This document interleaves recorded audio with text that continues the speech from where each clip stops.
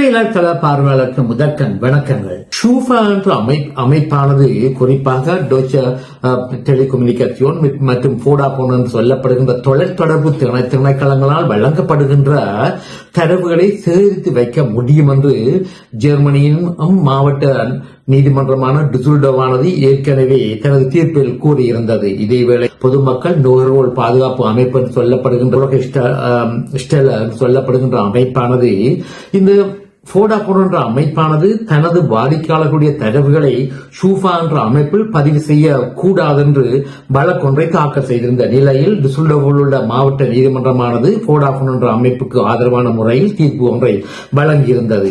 இதேவேளையில் புரோகஸ்டெல்லர் சொல்லப்படுகின்ற நுகர்வோர் பாவனையாளர் தரவு அமைப்பானது இந்த தீர்ப்புக்கு எதிராக ஜெர்மனியின் உச்ச நீதிமன்றத்தில் வழக்கொன்றை தொடுத்திருந்தது.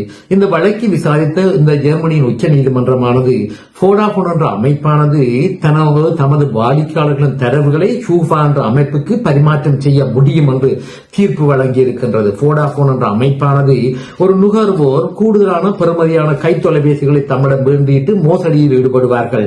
இவர்களை தடுப்பதற்கு ஒரு ஏற்ற வழி இவர்கள் பற்றிய தரவுகளை ஷூஃபா என்ற அமைப்புக்கு தெரியப்படுத்த வேண்டும் என்று கூறி வாதிட்டதாக தெரிய வந்திருக்கிறது.